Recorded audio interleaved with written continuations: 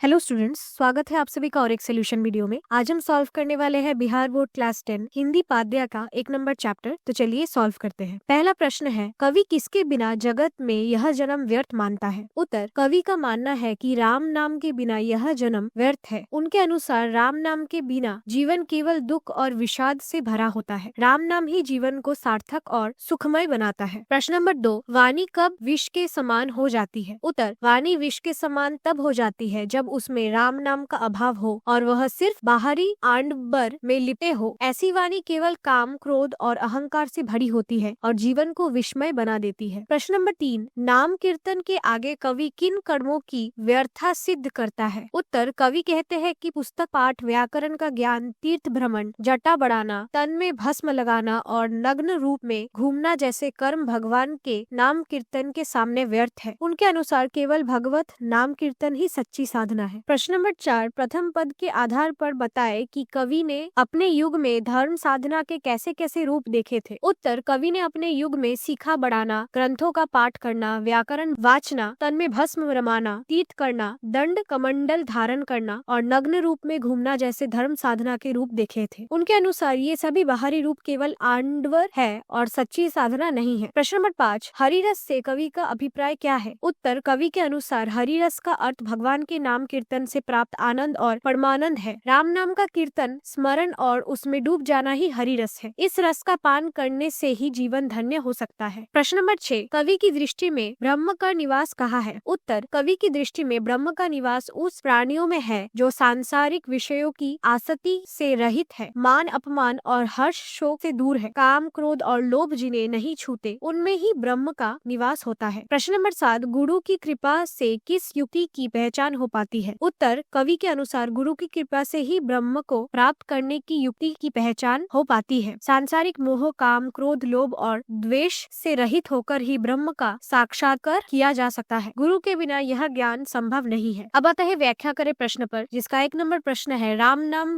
बीनू अरुझी मड़े। उत्तर, प्रस्तुत पंक्ति में कवि गुरु नानक जी राम नाम की महत्ता को उजागर करते हैं। उनका कहना है कि राम नाम के बिना मनुष्य संसार के जाल में फंसकर दुख और कष्टों से घिरा रहता है। राम नाम ही उपासना न करने से मनुष्य भटकाव और ब्रह्म में पड़ा रहता है और अंततः बिना किसी सार्थकता के मर जाता है। ब्राह्मण आंडवर जैसे तीर्थाटन, जटा बढ़ाना और रंगीन वस्त्र धारण करना भक्ति के बाहरी दिखावे हैं जो सच्ची भक्ति का स्थान नहीं ले सकते। राम नाम ही सच्चा मार्ग है जो मनुष्य को शांति और मोक्ष प्रदान कर सकता है। राम नाम के बिना जीवन एक निरर्थक संघर्ष बनकर रह जाता है। अंत कवि हमें राम नाम की महत्ता समझाते हुए उसकी उपासना का महत्व बताना चाहते हैं। राम नाम का स्मरण ही जीवन को सार्थक और आनंदमय बनाता है। कंचन माटी जाने। उत्तर, इस पंक्ति में कवि गुरु नानक जी ने सांसारिक मोह माया से दूर रहने की सलाह दी है। वे कहते हैं कि सच्चे भक्त को सोने, कंचन को मिट्टी के समान समझना चाहिए। यह दृष्टिकोण अपनाने से व्यक्ति लोभ और मोह से मुक्त होकर ब्रह्म की प्राप्ति कर सकता है। सांसारिक संपत्ति और धनोपार्जन की चाहत मनुष्य को ब्रह्म से दूर ले जाती है। ब्रह्म ही प्राप्ति के लिए मन और आत्मा को समर्पित करना आवश्यक है। कवि का मानना है कि जो व्यक्ति धन दौलत की चमक धमक में उलझा नहीं रहता, वही सच्चे अर्थों में ब्रह्म के निकट होता है। ऐसे व्यक्ति के जीवन में ब्रह्म का निवास होता है और वही व्यक्ति वास्तविक आनंद की अनुभूति कर सकता है। गुरु नानक जी ने यह पंक्ति कहकर सांसारिक संपत्ति के व्यर्थता और ब्रह्म की सच्ची महत्ता को उजागर किया है। हर्ष शोक ते हरे न्यारो, नाही मान अपमाना। उत्तर, इस पंक्ति में संत गुरु नानक जी बताते हैं कि सच्चा भक्त हर प्रकार के भावनात्मक उतार चढ़ाव से परे होता है। उसे न तो खुशी में अत्यधिक आनंद होता है और न ही दुख में अत्यधिक शोक। ऐसा व्यक्ति मान अपमान, निंदा, प्रशंसा से परे होता है। ब्रह्म को पाने के लिए मन को इन सभी भावनाओं से मुक्त करना आवश्यक है। गुरु नानक जी कहते हैं कि सच्चा भक्त वही है जो हर परिस्थिति में समान रहता है और ईश्वर की भक्ति में लीन रहता है। इस प्रकार का व्यक्ति ही सच्चे अर्थों में ब्रह्म की प्राप्ति कर सकता है। सांसारिक मोह माया से परे होकर ही ब्रह्म के सानिध्य का अनुभव किया जा सकता है। यह पंक्ति हमें सिखाती है कि ब्रह्म की उपासना के लिए मन की स्थिरता और समर्पण आवश्यक है। नानक लीन भयो